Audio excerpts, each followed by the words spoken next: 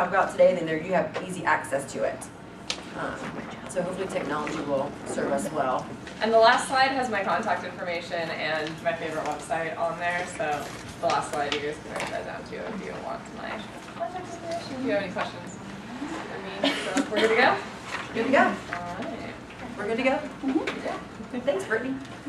So this is Maslow's hierarchy of needs, and something that you guys have probably seen before, but you can't really start working on behaviors unless you make sure that their basic needs are met. A kid doesn't care about being polite or nice to their friends if they aren't getting their basic needs met. So before working on behaviors, you need to make sure that food, shelter, water, they need to feel safe, and they need to feel safe with you before behaviors are going to be something that you'll be able to work on with kids. You need to develop those relationships with the kids and with their parents. So social needs and esteem needs, the yellow there is where working on behaviors is going to be, so you need to make sure that their safety and basic needs are met first. Why do behaviors occur? Behaviors occur because they are working for the child. They do this and they get this. And they're going to continue to occur until that behavior is no longer functional for them. If a child bites, they might get the toy that they want. If a child screams in the store, they might get the candy that they want. If a child hits, then they might be left alone if that's what they want. And so those things often really work for kids, and they're rewarded for having bad behaviors. So what we need to do is make sure that they are not functional anymore. Looking at behaviors, there can be a lot going into it, and sometimes it's not so easy that they're screaming because they want candy in the store. Sometimes it can be really difficult to figure out. So there's a lot of different things you can look at. What did the child do? What did the child want? What does the child get out of it? What was the environment? It might be something, the lights might be too bright. They may not feel safe or comfortable. There could be setting factors like they're hungry or sleepy. What did the adult want them to do is something that is good to take into consideration, and what action was taken, and who won. Basically, did the kid win, and did you give in, or did the adult win in the situation? Sometimes it's important to go over all of these things before I can really figure out what's going on with the kid. Especially the kids that we see, there's so much going on with them that it's not always cut and dry. So sometimes after I've broken down all of these things, I realize something that I didn't realize before. So if you're ever stuck on why a behavior is happening, looking at all of these different things can be helpful. We also need to figure out how to meet their needs in a new way, and doing that by looking at the cause, not just the symptoms, what the kids are doing. So, for example, if a kid's hitting, are they protesting or are they looking for social interaction? So a kid could be hitting because they don't, if they're protesting, they might not have the words to say, go away. We could give them a safe space to go to. We could look at if we could give them pictures or teach them appropriate words and safely tell somebody that they want to be left alone. We could also teach them emotion words. Perhaps just saying I'm mad might be enough to calm the child down and it'll keep them from hitting. If a kid might hit because they're looking for social interaction and they don't know the appropriate ways to do it. Some kids pick up really quickly on how to interact with other kids appropriately, and other kids have to be taught step by step by step. And so if they're looking for social interaction and a kid's hitting, maybe we need to teach them how to high five, maybe we need to teach them how to hug. Can we teach the child how to appropriately join in play? But if you are giving the kids words to say go away, but they really want social interaction, then you're not really going to address the hitting if you're not addressing the cause behind it and what the kid is really looking for. So when a kid is having a bad behavior, you need to really try to understand where that's coming from and what they're looking for so that you can address that. This is one example of a behavior observation chart. I mentioned briefly different ways that you can, different things that you can look at when you're trying to figure out why a behavior is occurring. So it talks about the social context, who was around, what the behavior problem was the kid hitting, biting, kicking, screaming? What was the reaction from the staff or from parents or other kids, and what possibly the function was of what the child was trying to get out of the behavior. So again, just there's a ton of these online. You could really create your own if you want to, but these are for when it's not so cut and dry why the kid is having certain behaviors. A lot of times, parents, and I hear this all the time in daycares, it's something I didn't even realize how often I was doing, but a lot of times saying no and then doing something, so no biting, no kicking, it's something that happens a lot because we want to keep kids safe and we want to immediately tell them to not do something. But that creates a situation where that's the last thing the kid is hearing. So if you say no hitting, and maybe he was getting worked up, and you could tell, and you said no hitting, and maybe he wasn't even thinking about hitting, but maybe he is now after you've said it. So if you can avoid that and help a kid to calm down, or help them by giving them something that they can do, instead of saying no, whatever, because they're not just, they're hearing it more often. And then also, a lot of times they're hearing that bad behavior a lot. And so if you're saying no hitting, no kicking, they're hearing that all the time and they're like, oh, hitting, kicking. And especially kids that I see with speech needs and language needs, some of them don't understand negatives in sentences yet. And so all they're hearing is hitting and kicking, and they may not even understand what the no before it even means. So as much as we can avoid that and instead tell them hands are for high fives, or we can use our bodies for hugs, teeth are for eating, different things like that. Just try to be as positive as you can about it as opposed to telling them what they can't do.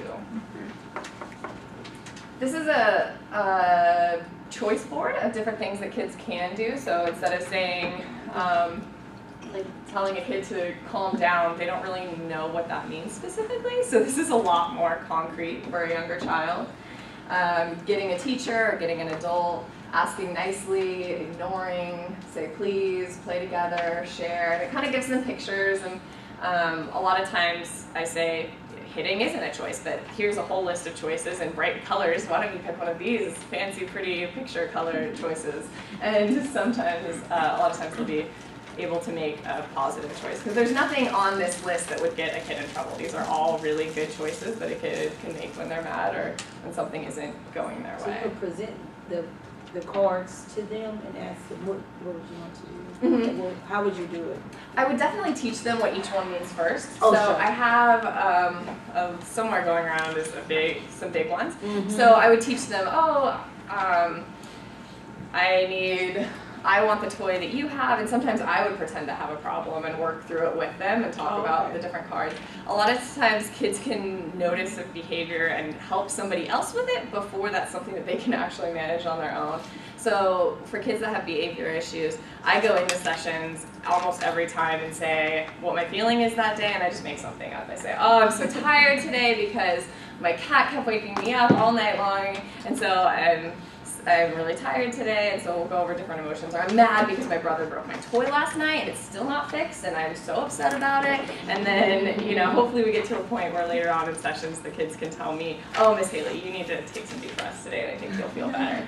So they're really good at noticing it in other people first, and so that's how I usually present things is by telling them that I have a problem and having the kids help me work through it. And then that really builds relationships too, which is really powerful.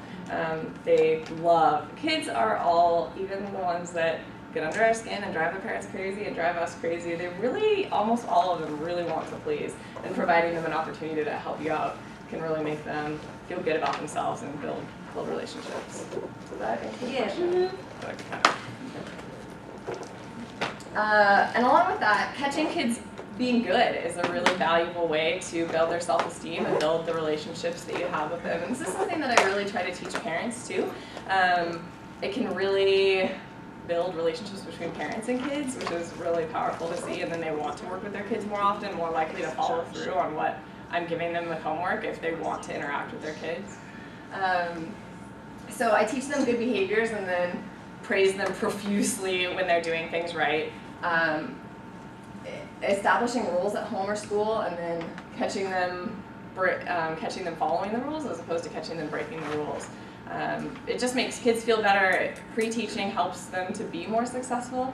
And if kids feel like they're always doing things wrong all the time, they're just going to be a little defeated and not want to work as hard in therapy sessions and not want to work as hard for their parents. And it's definitely easy to get into that mindset though when a kid's being dangerous and you want to stop them all the time. Oh, don't get on the couch again and jump off, you're going to break your arm, and you want to keep kids safe, but as much as you can, avoid those situations from the beginning and get into a situation where you can pre-teach and they can follow the directions and do it right.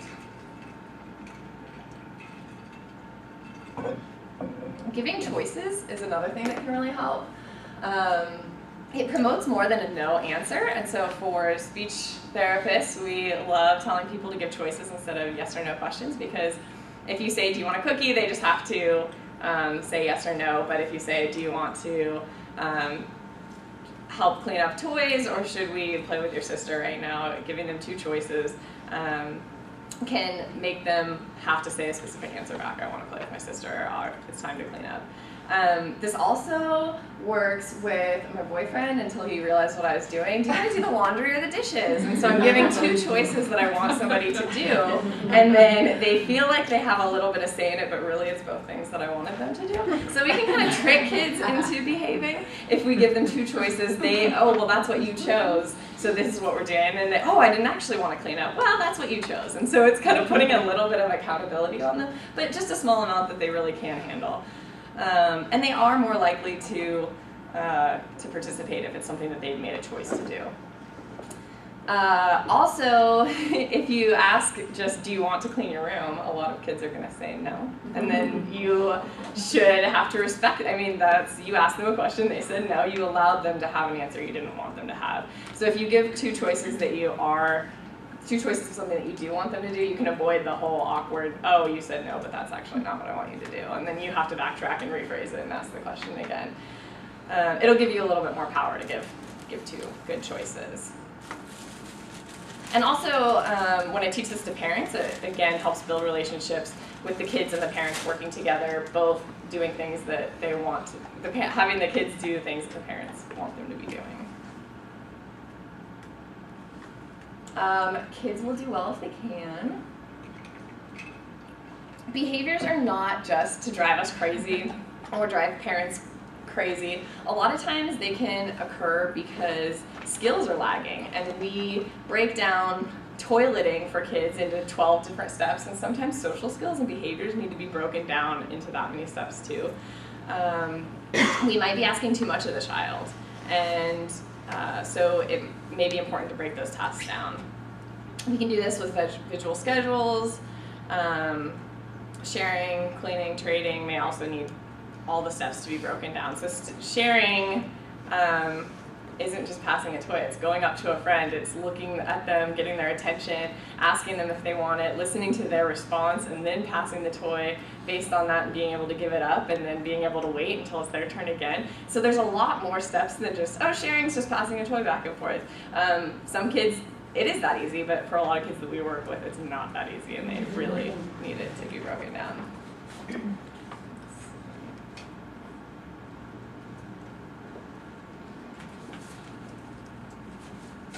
About it, keeping up with the notes here. The bottom of this is that social emotional skills, so having increased confidence, the ability to approach other kids, feeling good about yourself, increasing social emotional skills will definitely increase confidence in children, and it will increase their enjoyment of home and school activities. And the more they're enjoying school or therapy activities, the more willing they are going to be to participate in activities, and the more invested they are in it, the more likely they're going to retain the information. And I think that's something that we struggle with all the time. I mean, how many of you have kids that you feel like you teach them the same thing over and over again and they never retain it? Building relationships is, I swear, one of the reasons why the kids that I work with make so much progress that they haven't seen from other therapists, because I don't just focus on speech. I build the relationships first, and then the kids really want to work with me, and I just see so much progress because they're really invested and they really like being there, and because that relationship was built first. Haley, I think that's a lot easier to teach too to people like here than when you teach this to parents. Because a parent would say, well, I already have a good relationship. And he still doesn't listen to me. So Oh, definitely. it's a lot easier when it's there. Yeah, and To that's have why you less fun. can't leave it as something that vague. You can't just say you need to have a better relationship with your kid because it will be better. You really have to break it down for parents. Let's look at their behaviors. What's frustrating for you? Let's see how we can get them to. Let's try giving them choices and see if we can. We can talk about it as building relationships, but if that might, you're right, that may set off a parent if you go in that directly. But I would suggest with parents to just kind of give them a little bit from one slide that I've talked about, a little bit from another, here and there, and just the building the relationship will come from all those different things. But telling a parent that they don't have a good relationship with their kid is not something that. Well, I don't think that's what you were saying. Yeah. So this is a social skills hierarchy. And like I mentioned before, we really need to sometimes break down play for kids. The very easiest would be playing alone with inappropriate use of toys. So some of our kids with autism might just grab a car, spin the wheels at the bottom, or look at the numbers on the bottom. It's pretty easy to do that. Solitary yet appropriate play would be the next step, teaching a kid how to use a toy appropriately. Playing next to others and sharing materials would be the next difficult. And a lot of times they need to be able to use toys appropriately if they are going to be sharing materials and playing next to other peers. Play with an adult, but child-led. If they get to choose what they want to do, then that would be the next difficult. Playing with an adult and then having it be adult-led would be the next difficult. And that's because adults are just a lot more predictable than other kids are. Kids can just take a toy and run away, but kids know pretty early on that adults don't do that as often, so they're a lot more willing to share with adults than they are willing to share with kids. Playing alone with a single peer would be more difficult than playing with an adult, and then even more difficult than that would be playing with peers in a group. And so this is something to keep in mind if we are having a kid in a daycare or something or in a group setting and we want them to be playing appropriately with another kid, but he's still wanting to play alone and appropriately with toys, but we're wanting him to play in a whole group, that might not be where he's at right now. And so just making it a little bit harder and a little bit harder and making it successful for him and feeling good about social interactions, and even if it's just social interactions with an adult or just inappropriately interacting with a toy, that might be where the kid's at, and asking them to go into a whole group may just be scary, terrifying, and may be walking them into a really bad situation that they don't even enjoy. So if we're working on play skills with kids, I think it's important to pay attention to where they are on this hierarchy and try maybe the next step as opposed to jumping 4 or 5 steps where the kid is probably going to get frustrated because they aren't there yet. And this is an example too of if this is a lagging skill that a kid has, and if they get pushed into playing with peers in a group and they're not ready, then you could see hitting, kicking, biting, screaming, and they may look like a bad kid, but they just aren't there yet, and they don't know how to handle themselves in a situation that's overwhelming for them. So this was a social story that I wrote for a kid in school that he didn't know how to go up to friends or talk to them, and he was on the spectrum, and so this is just really an example of breaking it down really step by step by step and all the different things involved when a kid asks somebody else to play. So I'll read it really quick. I like to play with my friends. At school, it's fun to play with others. When I want to play with my friends, I first look them in the eye, say their name, and I ask, can I play with you? Sometimes my friends say no, and that is okay. I can find somewhere else to play or ask other friends. So I'm going into what happens when there's different responses. There's different variations that can happen when you're asking to talk, or asking to play. When they say yes, I join in the fun. We can play pretend animals or cars. We can take turns playing a game. When I play with others, I like to share toys. When somebody says my name, I always look at them. When I look at my friends, I can see if they are asking to play with me. Sometimes my friends are asking for a toy. I can say yes if I'm done with my toy or no if I'm still playing. I like to play with my friends. So this was something that I gave to the parents and I also gave to the staff. at the school, and they read it before it was free play time so that he could be reminded of how to do it right before he had a chance to do it wrong or be grumpy with other kids. Did it work? Yeah, he did. He made a lot of improvements. It's nice when everybody is on board. I feel like that's the key. Yeah. How to start behaviors before they start. So teaching lagging skills is important, and moving up the social skills hierarchy one at a time. Pre-teaching expected behaviors is really helpful. Reminding children of behaviors while they are calm and in stage 0, which, let's see if that, basically when the kids are really calm and if they're already having a tantrum, it's not a time to remind them of what to do right or lecture them on what they did wrong. We'll talk about that a little bit more in a minute.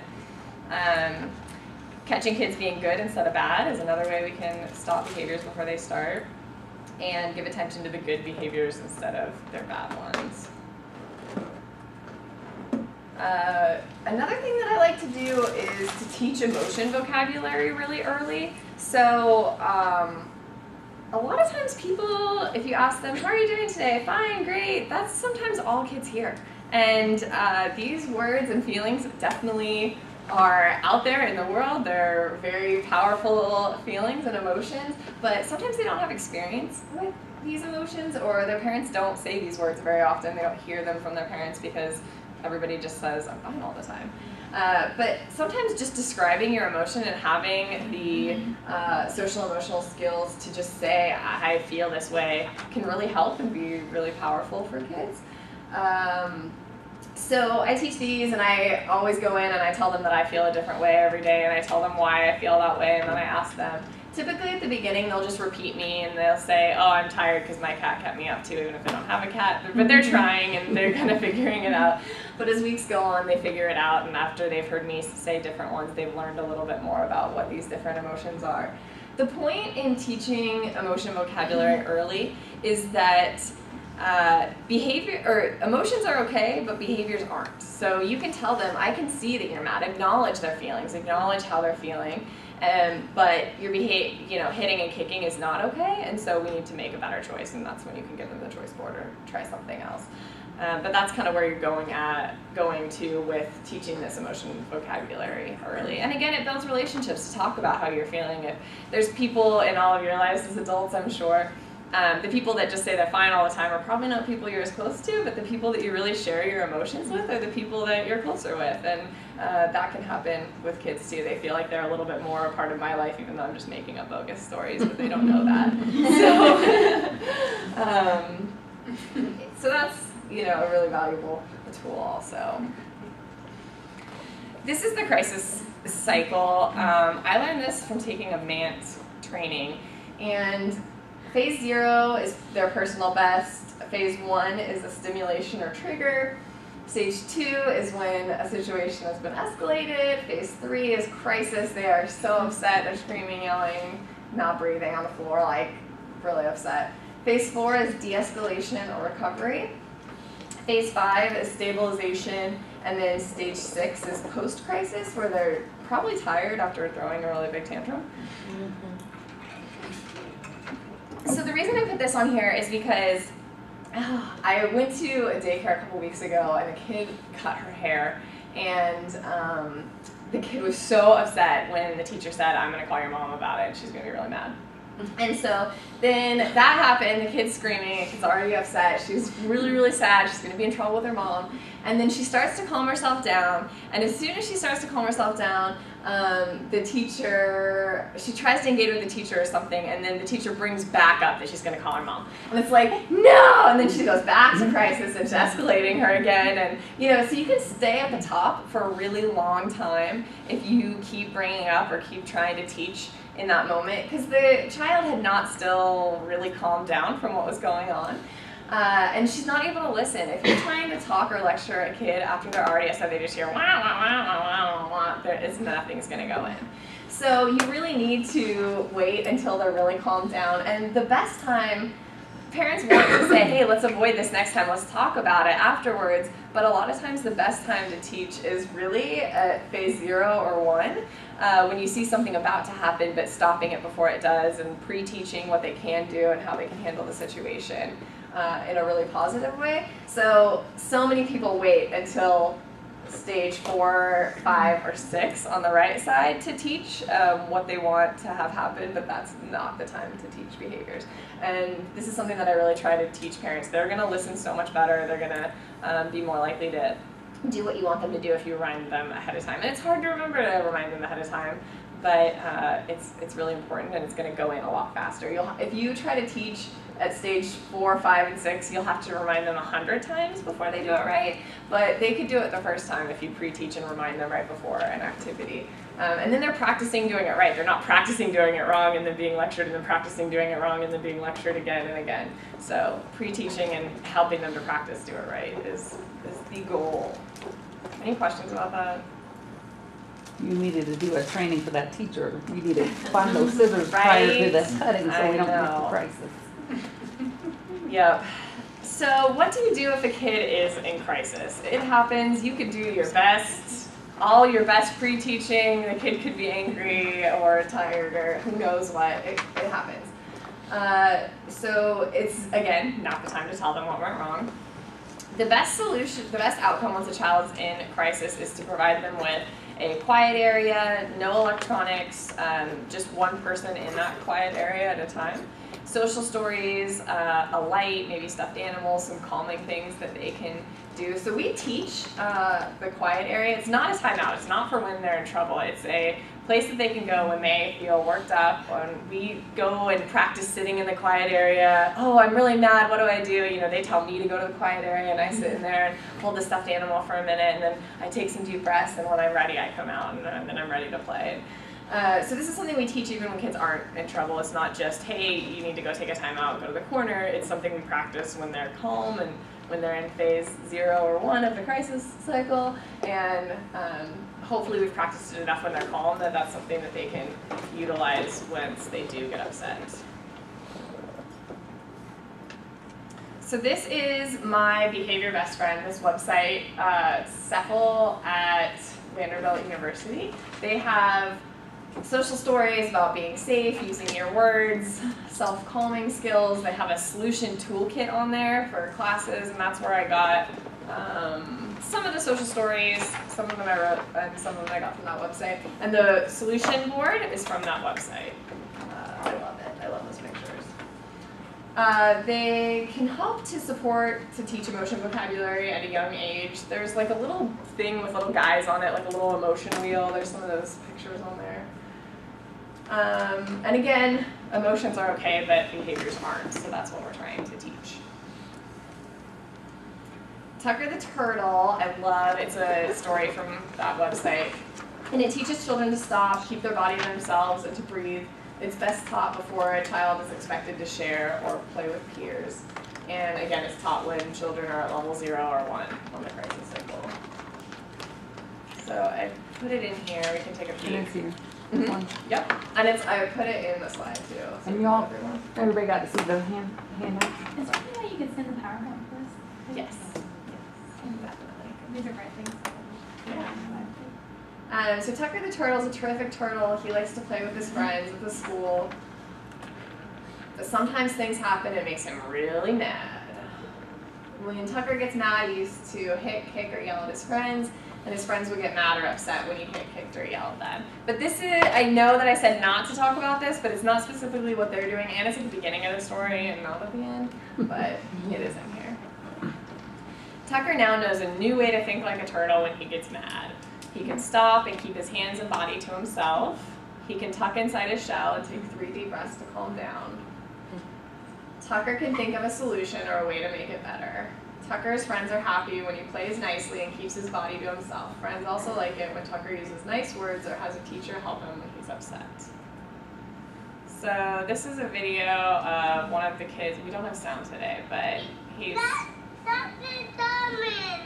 kind of mad about something, and so his mom suggests he goes into his tent. Will, do you need to take a break?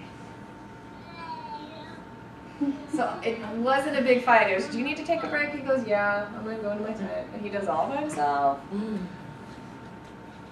goes in there, he has his stories in there. But no iPad in there, nothing, it's not a reward place, it's just something to calm down, take some deep breaths, and then, so his mom can hear him taking deep breaths. She said, good deep breaths. And I think she reminds him, if you're feeling better, you can come out.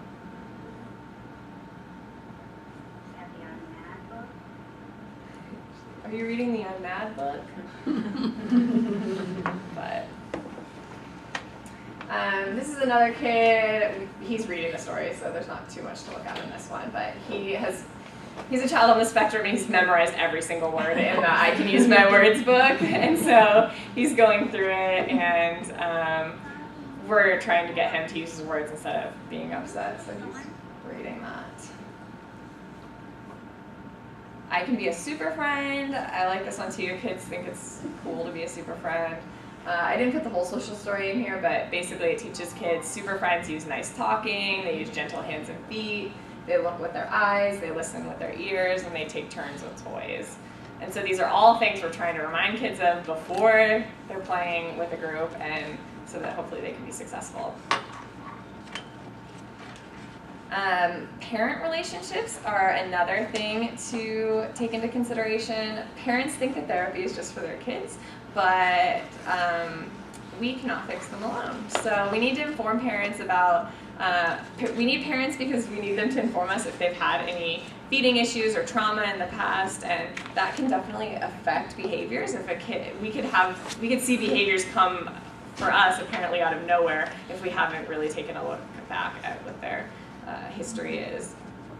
And targeting behaviors during therapy is actually working on parents and parenting, which can be really, really sensitive. So you need to be really careful when you're going in and suggesting different things. You don't want it to come across that the parents aren't already doing a good job. But even if you want to say, oh, I went to this training and I heard this, maybe it'll help so-and-so do this a little bit more. Not that you don't want to focus that something's bad, but just saying, hey, let's try this, as much as you can keep it positive and use some of these same skills with parents, giving them good choices and suggestions of things that they can do. But just really, it's important to really keep it positive and not criticize parents for the way that they are choosing to do things or were doing things before.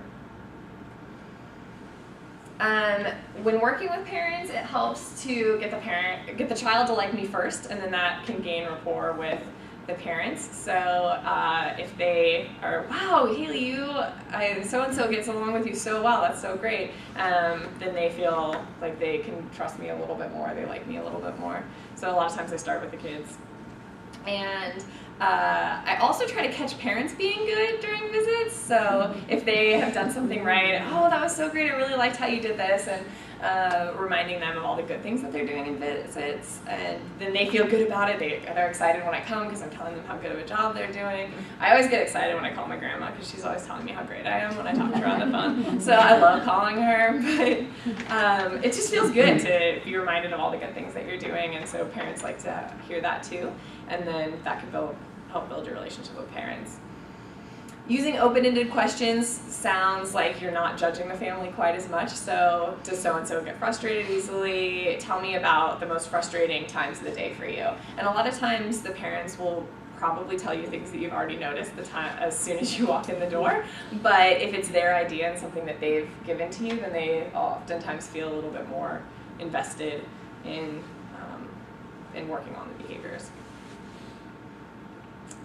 Getting a very clear picture of both the family and the child's routine is important, because to target behaviors, you want to typically change as little as possible in the family's already existing routine. And so if they don't have an already existing routine, then that's something that you're going to need to create, and something that will be really helpful to work on. So try to get a picture of what their routine is, and then see how you can put behaviors into those already existing times of the day. Behavior work into those times of the day that are already existing in the routine. That's it. But this is the website that I love and my contact information. And there were a couple other things that I brought. So there's social stories being passed around. This is my Tucker the Turtle. So they see the turtle, oh, I'm really mad, and he's gonna tuck into his shell, and then I ask the kids, oh, what does he need to do next? Oh, take deep breaths. So, you know, so we go through the motions with the turtle, we go through it with them. Oh, let's keep our body to ourselves and take 3 deep breaths. Let's do it just like the turtle. And so they might not be able to do it all on their own, but they could copy what the turtle's doing, or they could make the turtle move themselves and practice. And so it's supposed to be fun to practice these things. It's supposed to be when they're really calm, and these can be things that you practice 100 times, and then they really do get mad and really need it, and hopefully it's there and in place, and these skills have already been built. This is I don't have it on a card right now, I gave my last one to a family, but it's flowers and candles, so you can smell the flowers and blow out the candles. And so it's a really visual way to teach kids how to do deep breathing, because if you tell them calm down or take a breath, they don't sometimes know what that means, but you can tell them smell a flower and blow out the candles. And so there's little kids that I've seen, they get mad and they take this and they get their little stick and they go, you know, and so it's funny because that's their new way to tell their mom I'm really mad. But instead of being aggressive or hitting or kicking or whatever they did before, they grab their stick and go, and then they put it down and they go, I feel better now. And so this seems like all dreamy and magical, but you know, I've seen these things work and I've used them, and I've heard feedback from other people that they have worked, and so hopefully these things can be helpful for all of you too. Any questions or things that I sometimes learn from other people too, if you guys have tried something like this, or you have your own ideas for behavior stuff, if there's anything that you guys have tried that I've learned. I just have a question, kind of about your opinion. I know a lot of parents are big fans of like timeout, and usually that would happen, you know, like stage 4 or 5. What is your opinion on that and tackling that?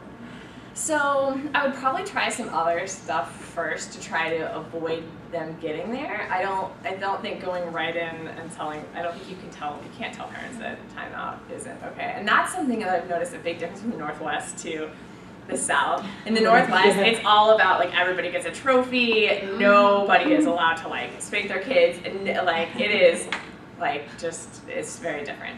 So, and even it's just way more lovey-dovey feely in the Northwest than in here. It's a little bit more like I tell you to do something, you say yes ma'am, and that it's just a big cultural thing that I've noticed. So, so I would be really hesitant to tell parents that like timeout isn't okay, but I would really try to maybe also suggest a place that they could maybe try to set up don't take away timeout, but if you could add a calming area where they can go and teach that as an option also, and then hopefully they would just need timeout less. I would kind of put it that I'd way. ask my parents that use timeout or something else, or nothing. I say, how's it working for you? And it's, you know, they know if it's the timeout making the morning angry or more, you know, and it's like, oh, well, yeah, maybe we can try something else. Because he just gets really angry and never calms down. Because I put him in timeout for another 2 minutes and he was already mad, and that didn't help him. So that helps too. Then you kind of realize that maybe that's not the best choice.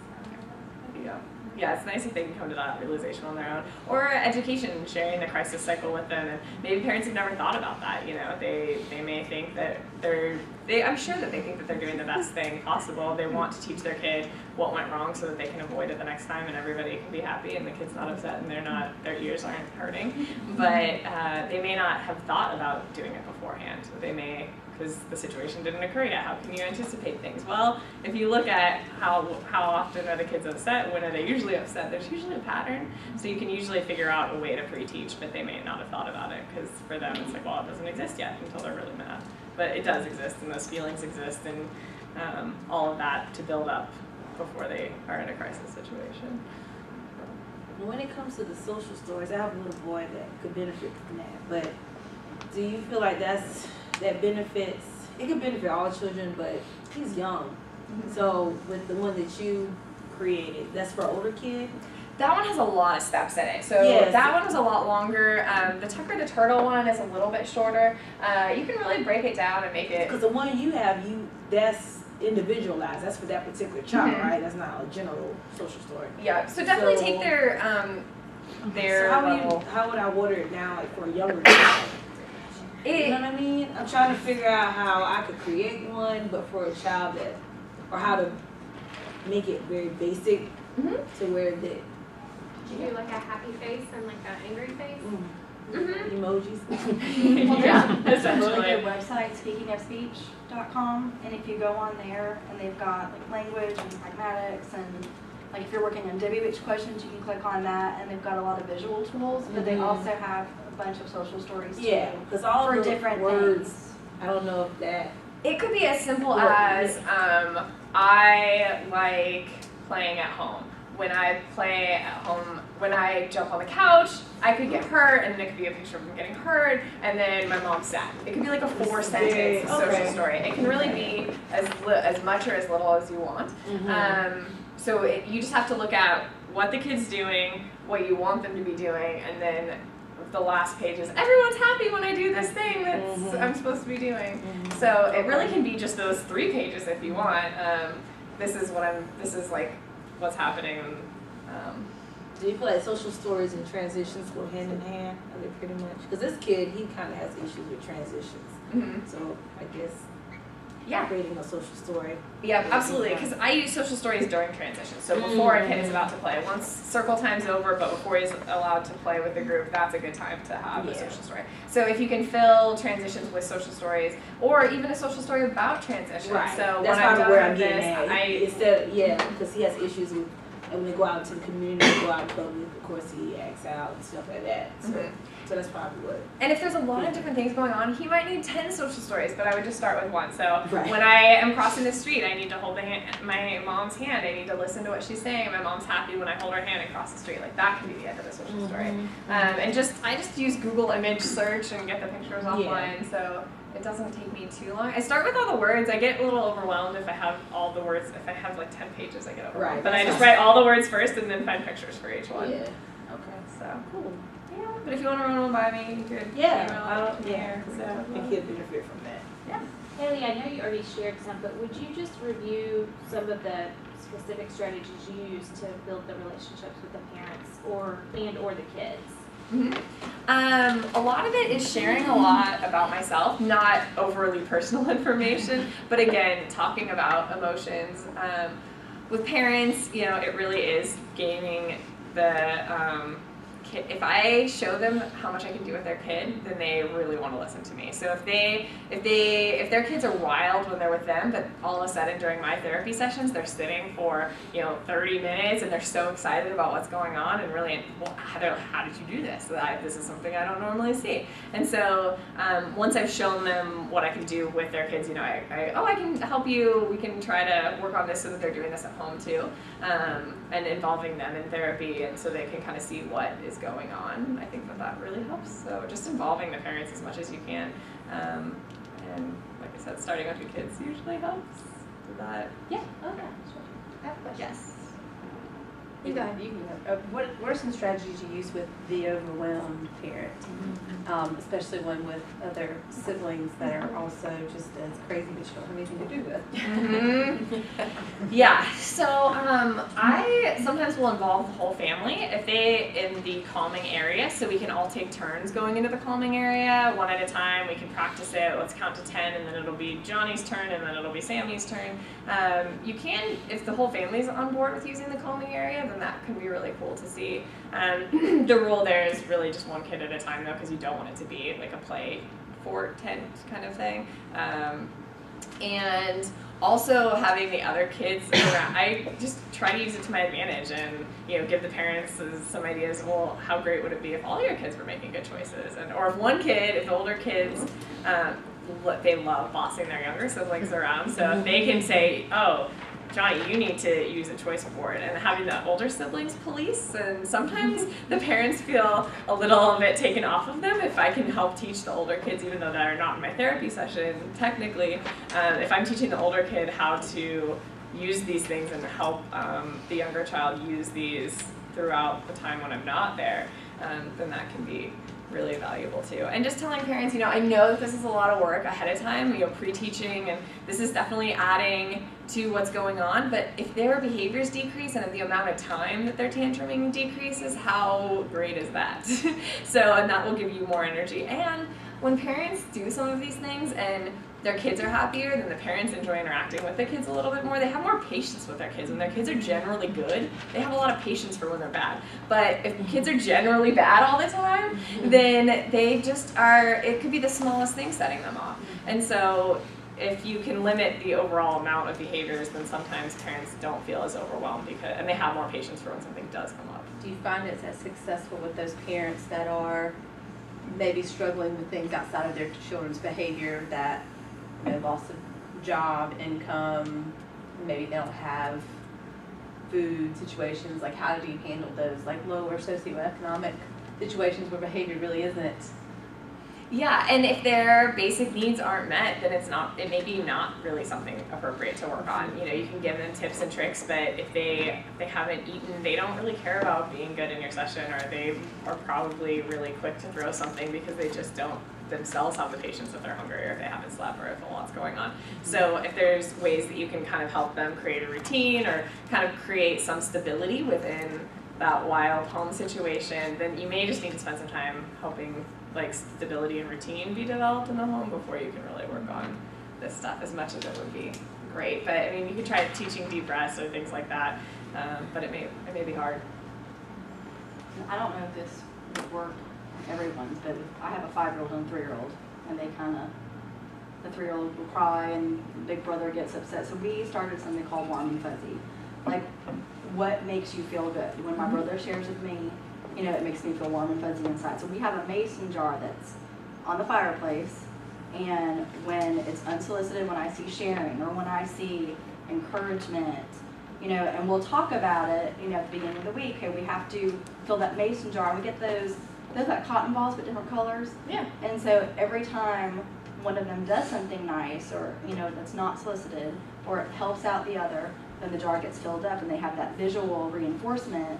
And then at the end of the week, we filled it up, and we get to, maybe have a picnic on the floor and watch a movie together, or we get to play, a specific board game, or we get to go to the park. But we're working towards something. And then if there's a meltdown, usually I just say, well, that's not really warm and fuzzy. Yeah. And I don't want to take one of those out, and then it just kind of stops it. Mm-hmm. I don't know if that would work for everybody, but it's a good visual reinforcement. Oh, definitely, yeah, and that's pre-teaching at the beginning of the week. That's catching them being good, and then that's something they've practiced being good all week. So when something bad happens, they know the difference. Once something is less positive or warm and fuzzy, then they know how to better handle those situations because they practiced being good all week. So that's a great suggestion. Question.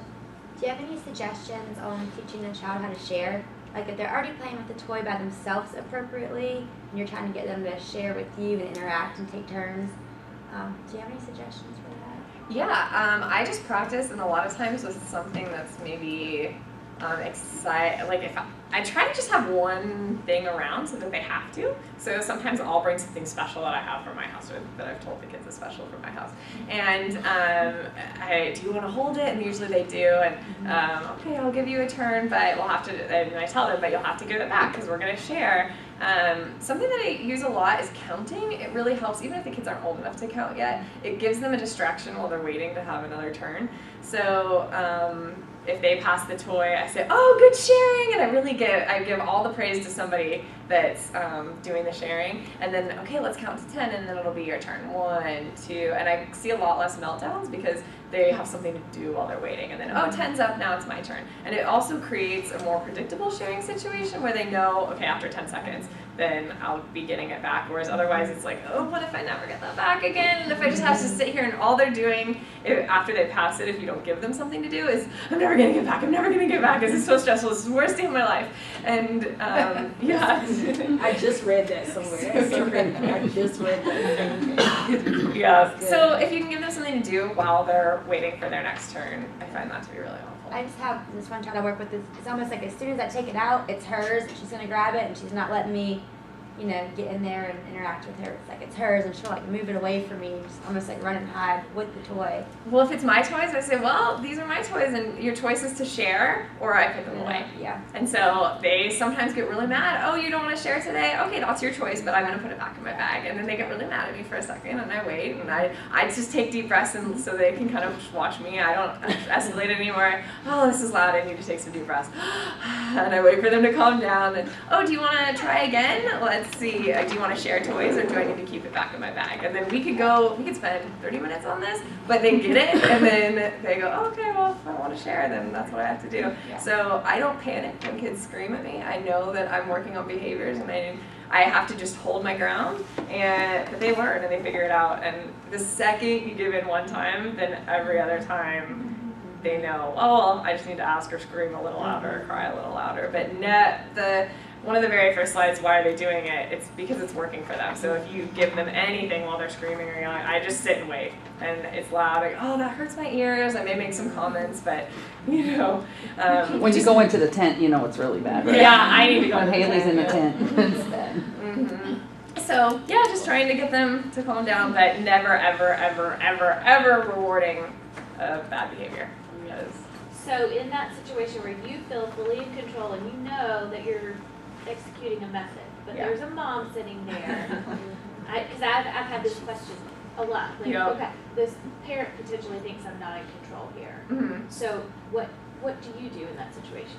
Yeah, I try to explain to them what's going on, and I tell them, you know, I know that Susie's really mad right now, but I don't want to reinforce the screaming or the crying, because the next time they'll probably scream. I don't want them to think that that's something that works for them, and so I'm just going to wait a minute. And so I usually find that parents are pretty responsive if I tell them, if I give this to them right now, I know that they're upset, I know that this is loud and probably uncomfortable for your ears, but if I give this to them, then they're going to think that that works for them, and I don't want to. And especially as a speech therapist, I want them to use their words. I want them to ask for things that, if I'm there, the parents know that the kid needs to practice talking, so if they're crying, they're not talking, and so I'm just going to wait it out until they're ready.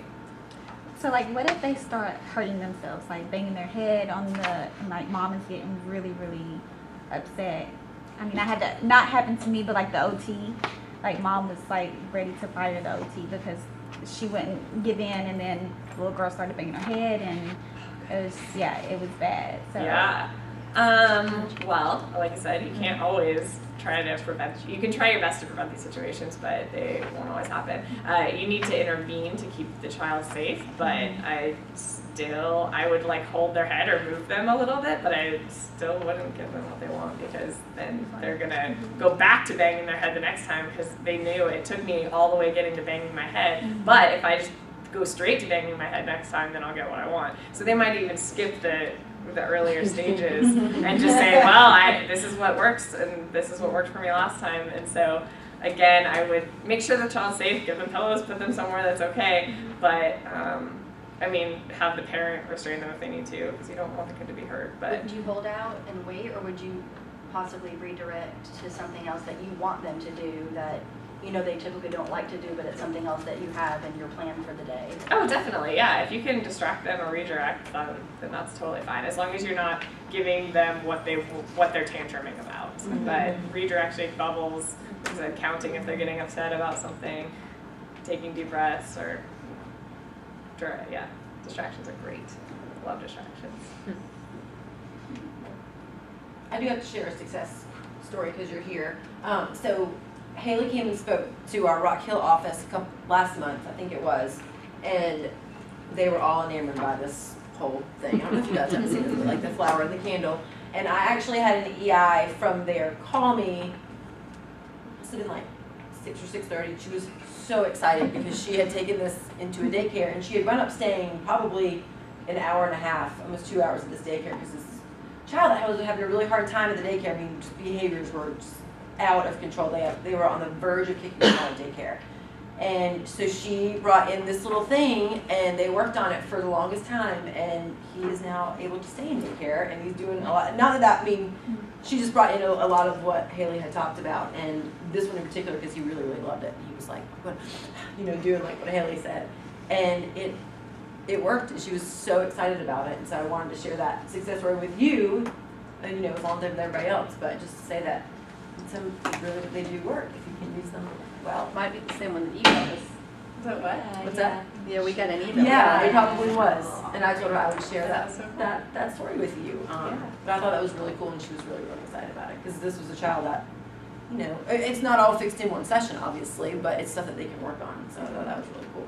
She was really excited. Definitely. I was so nervous the first time I gave this presentation. I was like, I don't really know like how much training people have in behaviors. Like, I really hope this is useful stuff. And so I've gotten some good feedback from people that have actually tried it. So hopefully you guys will be brave and try it, and let me know if you know, I can help you problem solve. Did everybody write down this website? Yeah. Everybody got it down? Okay. This is what dreams are made of. She's gonna send us a copy. Yes. Yes. I think We'll what go on. You have it, right? Yeah, I do have Yes. it. Yeah. And I think what we're trying to do is put on all of it on the portal. We'll send it out as well, but then we'll put it on the portal so we can access it that way. Oh, okay. Along with the video too, for like questions. Okay. But we do have the PowerPoint. It's really large, so we have to find a way to, you know, Yeah, the videos. Sure. Sorry.